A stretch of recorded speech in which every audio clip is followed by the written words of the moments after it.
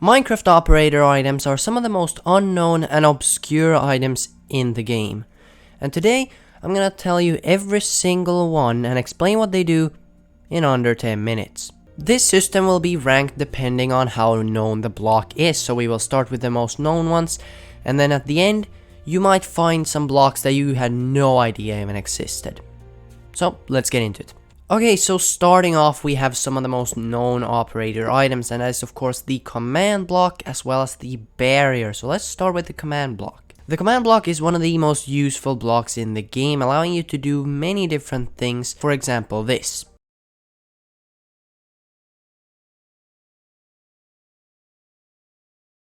If you do want to see how to do that, you can check the video out right here.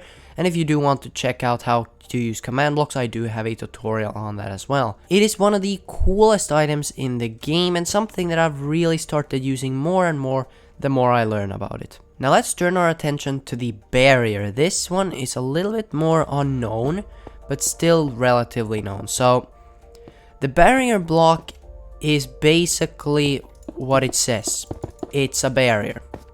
You can't see it unless you're holding it. You can't break through in survival.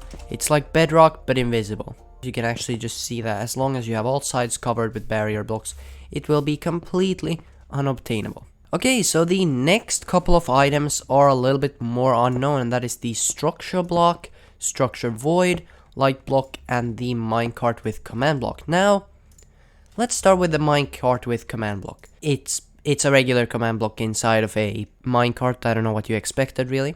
Next up is the light block. Now sadly I can't actually show all of these because you will see that a lot of them actually disappear when you don't hold it, but let's move on to the light block. Now the light block is super useful and really unknown actually. The light block isn't just an invisible light source, it actually is a changeable light source. So you can choose exactly how much this should light up, all the way from 0 to 15. This block's great when you want to make something light up, but you don't want to see a bunch of random blocks. The next block is a structure void, which is basically like the barrier, except you can go through it, but water and lava can't. This block is great if you want to make something like an Aether Dimension portal that doesn't actually flow out.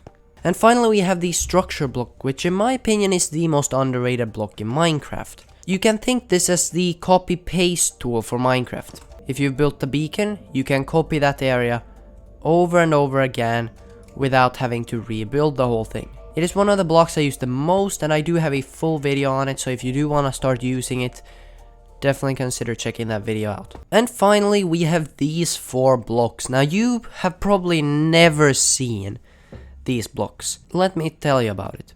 So this right here is the jigsaw block. Now it's basically what allows you to spawn in structures in certain areas. Now I'm honestly not that familiar with this block as I don't really feel like it's super useful.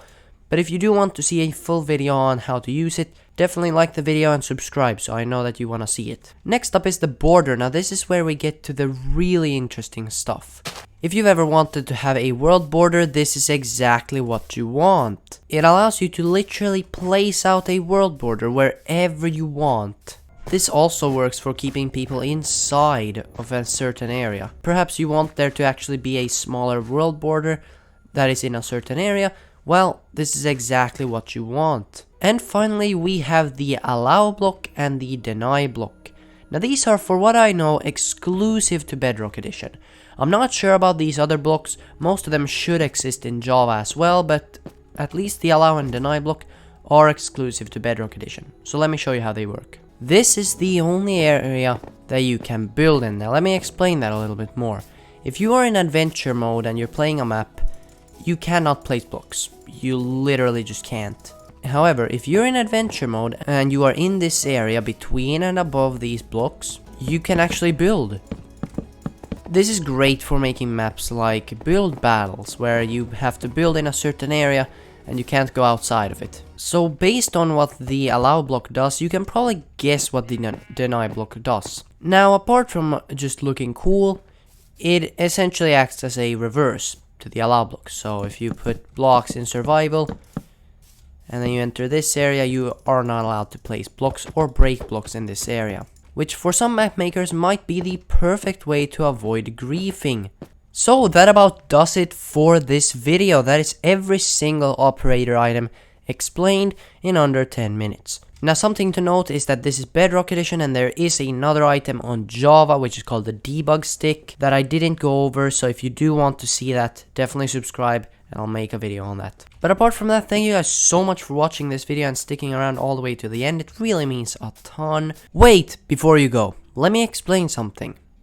Very soon on my channel comes a brand new series. It is Spacecraft. Now this is basically a map where I and a couple of my friends build a giant space map. This is one of the stars behind me. And there's gonna be a series where I basically go over a couple planets per week.